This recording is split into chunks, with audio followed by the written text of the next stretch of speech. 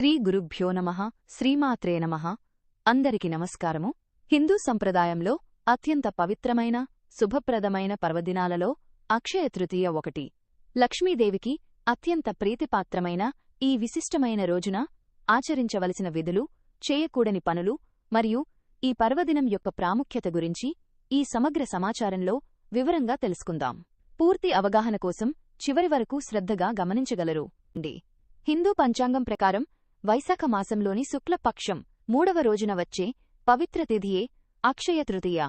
సంస్కృతంలో అక్షయ అంటే ఎన్నటికీ తరగనిది లేదా క్షయం లేనిది. ఈ విశేషమైన రోజున చేసే ఏ పుణ్యకార్యమైనా, దానధర్మమైనా, పూజ అయినా, కొనుగోలు చేసిన వస్తువైనా అక్షయమైనా అంటే తరగని ఫలితాలనిస్తుందని ప్రగాఢ విశ్వాసం. అందుకే ఈ రోజును సిరిసంపదలకు, అదృష్టానికి, సౌభాగ్యానికి ప్రతీకగా పరిగణిస్తారు. పండితుల అభిప్రాయం ప్రకారం అక్షయ తృతీయ నాడు ప్రతి ఘడియ శుభప్రదమైనదే. ప్రత్యేక ముహూర్తం అవసరం లేకుండానే ఏ శుభకార్యాన్నైనా ప్రారంభించవచ్చు. అక్షయ తృతీయ అనగానే చాలామందికి బంగారం కొనడం గుర్తుకు వస్తుంది. ఈ రోజున బంగారం, వెండి వంటి విలువైన లోహాలను కొనుగోలు చేయడం వల్ల ఇంట్లో లక్ష్మీదేవి స్థిరంగా కొలువై ఉంటుందని, సంపద రెట్టింపు అవుతుందని తరతరాల నమ్మకం.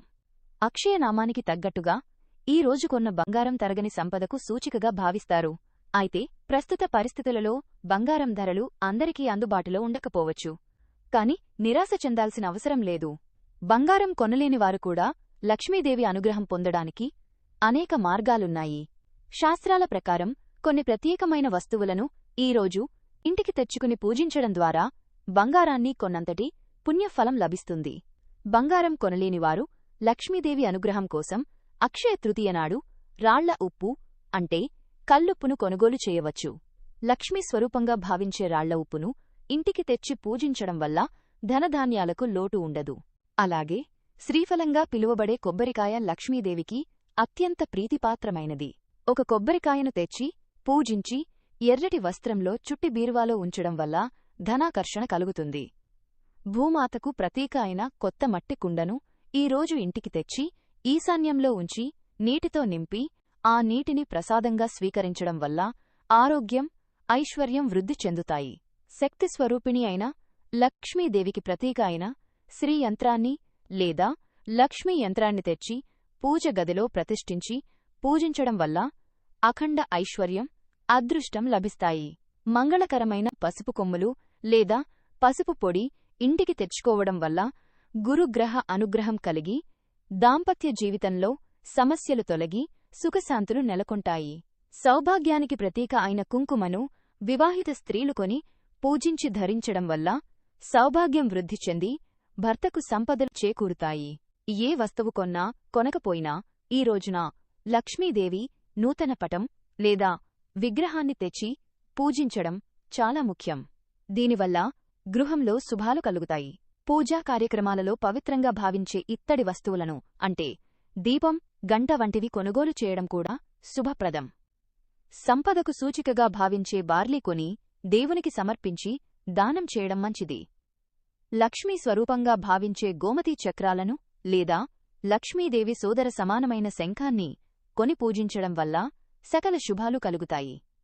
ఈ పవిత్ర దినాన ఉదయాన్నే పవిత్ర స్నానం ఆచరించి ఇంటిని, పూజ గదిని శుభ్రం చేసుకుని లక్ష్మీనారాయణులను షోడపచారాలతో భక్తిశ్రద్ధలతో పూజించాలి.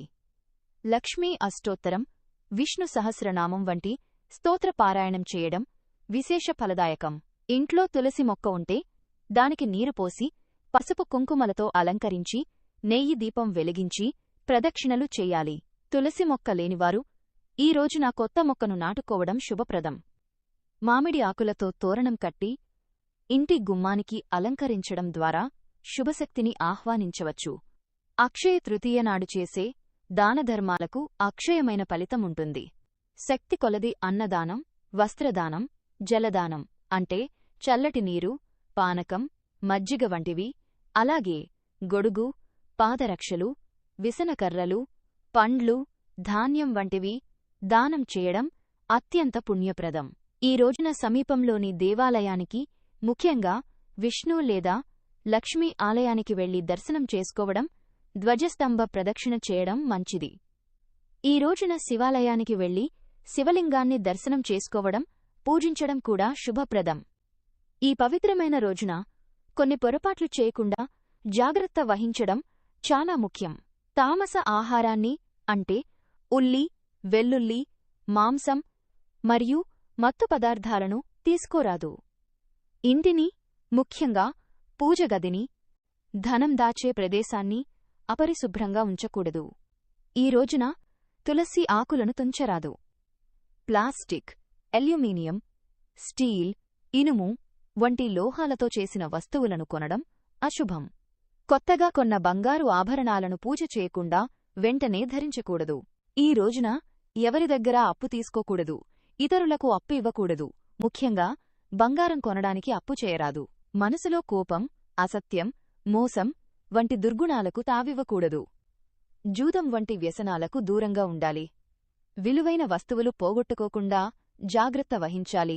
సాయంత్రం పూజ సమయంలో ఇంటి ప్రధాన ద్వారం మూసి ఉంచరాదు. అక్షయ తృతీయ కేవలం బంగారం కొనే రోజు మాత్రమే కాదు, అది మన జీవితంలోకి తరగని పుణ్యాన్ని, దైవానుగ్రహాన్ని, సిరి సంపదలను, సౌభాగ్యాన్ని ఆహ్వానించడానికి లభించిన ఒక అమూల్యమైన అవకాశం. పైన సూచించిన విధంగా సత్కర్మలు ఆచరిస్తూ భక్తి శ్రద్ధలతో లక్ష్మీనారాయణులను పూజించి దానధర్మాలు చేసి సత్ప్రవర్తనతో ఈ పవిత్ర దినాన్ని సద్వినియోగం చేసుకోండి.